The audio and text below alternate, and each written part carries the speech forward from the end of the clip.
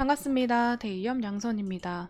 이번 시간에는요, 이 아마존을 싹쓸이한 아모레퍼시픽에 대한 이 제품군에 대해서 얘기해 보면서요, 여길 봐도 저길 봐도 요즘 아모레퍼시픽의 제품군들이 대세입니다. 더 이상 중국의 도움 없이도 이 해외에서의 성장성을 계속 키워나가고 있는 아모레퍼시픽의 이 하반기 움직임에 대해서 한번 살펴보면서 이 고점 다시금 돌파할 수 있는지 이 주가의 흐름까지 체크해 볼 예정이니까요. 끝까지 시청해 주시면 감사하겠습니다. 중국에서 빰 맞은 아모레퍼시픽, 미국에선 날개. 북미 이 신흥강자 코스닥3 편입함으로 인해서 해외 실적의 청신호를 가져다 주고 있고, 유럽과 중동, 아프리카 매출도 성장세에 있다. 전체적으로 중화권에서의 움직임이 둔화된 움직임 보여주고 있지만요.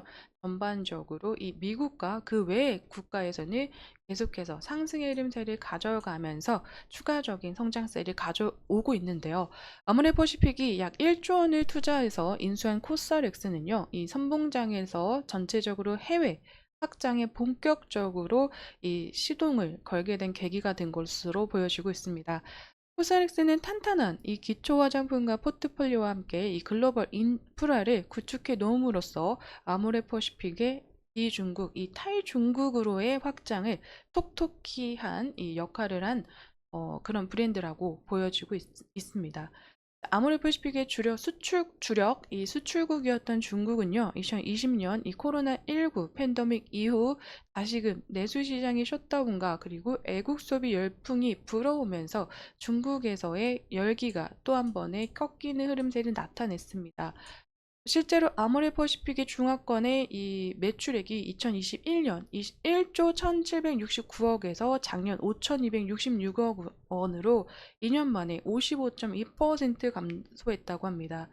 돌파구가 필요했던 아모레퍼시픽이 선택한 건 해외 다른 국가로의 시각을 더욱더 다각화하자였던 것 같은데요.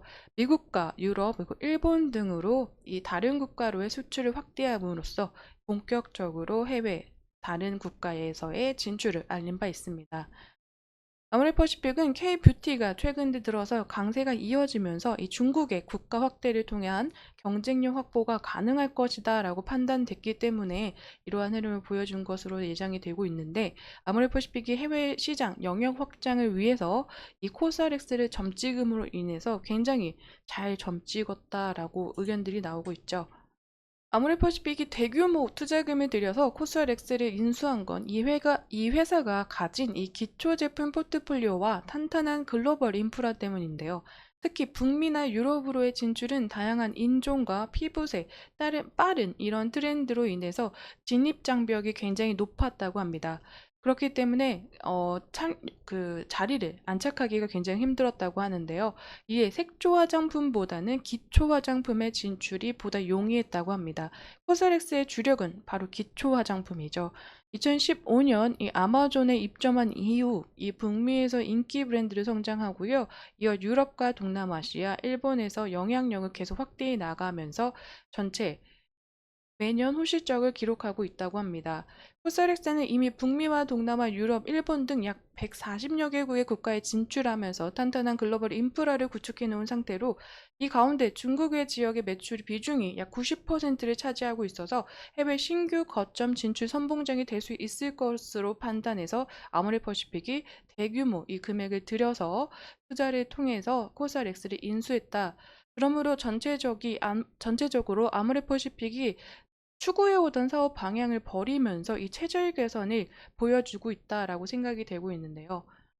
현재 매출 비중이 높은 코스닥스를 통해서 이 회사의 움직임으로 통해서 글로벌 경쟁력을 강화시키는 것이 아모레퍼시픽의 차후의 목표라고 합니다.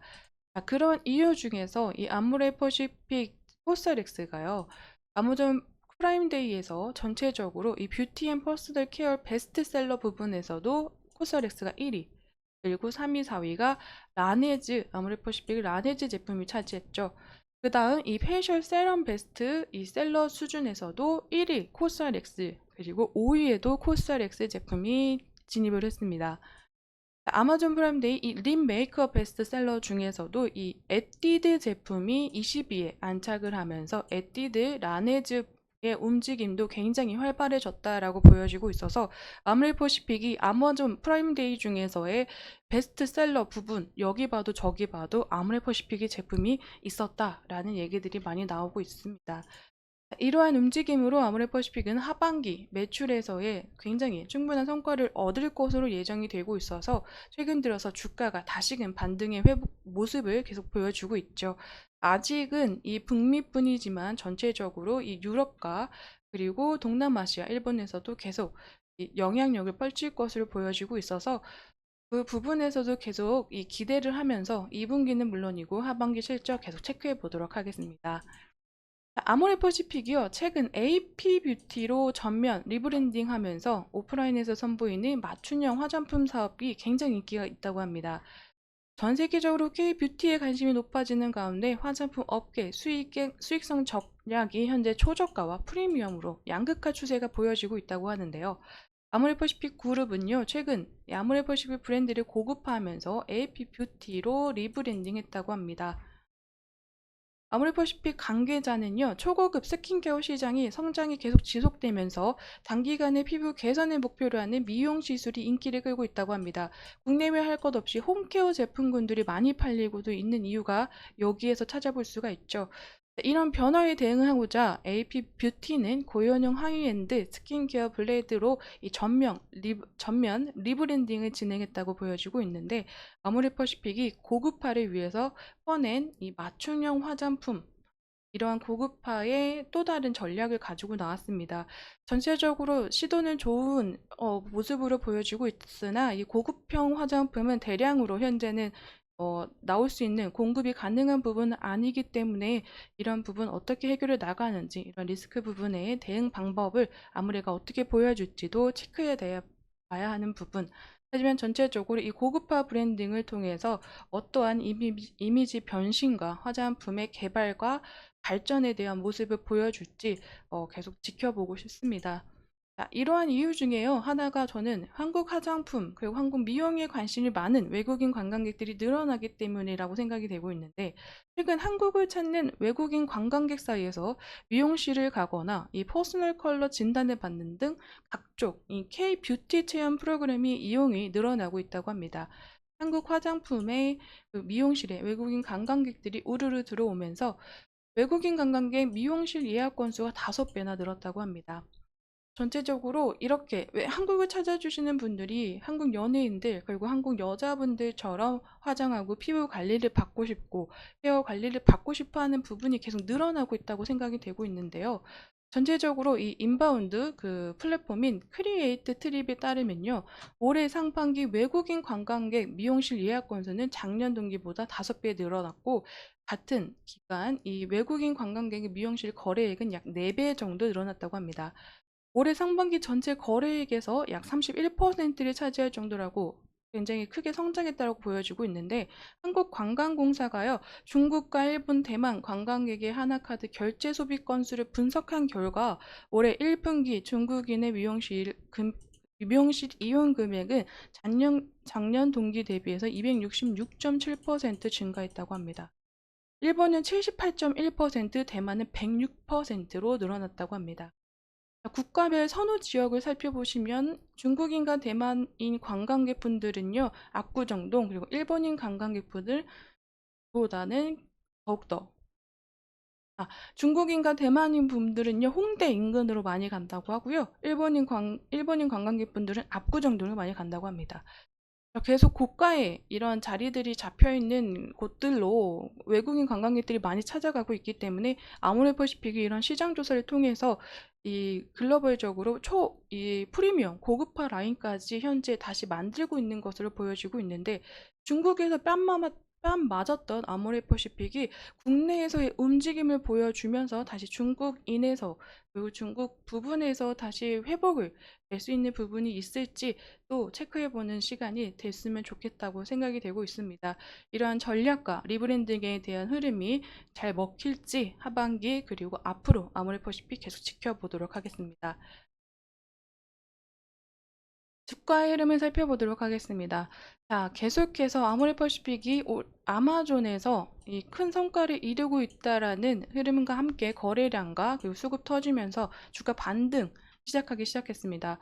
반등의 흐름 안에서 이 정고점 라인을 돌파할 수 있는 흐름이 계속 나와줘야 된다라고 보여주고 있는데, 아직까지는 현재 이 수급과 그리고 거래량 면에서 좀 더딘 흐름세를 보여주고 있습니다. 하지만 전체적으로 이 시장이 계속 기울고 있는 움직임을 보여주고 있어서 수급과 거래량이 국내 시장에 증시에 굉장히 원활하게 돌지 않고 있다라는 의견들이 많이 나오고 있는데요.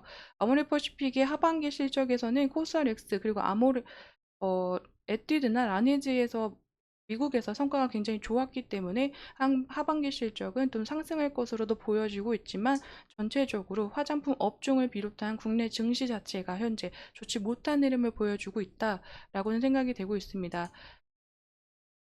수급 면에서 기관의 매도세는 이어지고 있지만, 이 외국인의 매수세를 인해서 전체적으로 하락 조정보다는 고점 부근에서의 조정 흐름세가 나타나고 있는데요.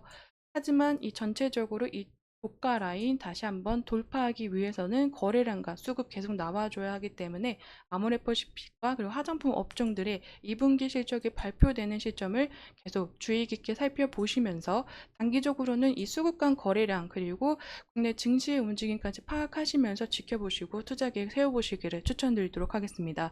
영상이나 자료가 필요하신 분들은요, 제 영상 함께 찾아봐 주시고 같이 투자하실 때 참고로 사용되셨으면 좋겠습니다. 오늘 아모레퍼시픽에 대한 이야기는 여기까지지만요. 추후에 또 나오는 업데이트되는 이슈들이나 내용들로 빠르게 영상으로 찾아뵙도록 하겠습니다. 제 영상에는 개인적인 견해와 의견들이 들어가 있기 때문에요. 투자하실 때는 반드시 참고용으로 사용해 주시면 감사하겠습니다. 그럼 오늘도 시청해 주셔서 감사드립니다.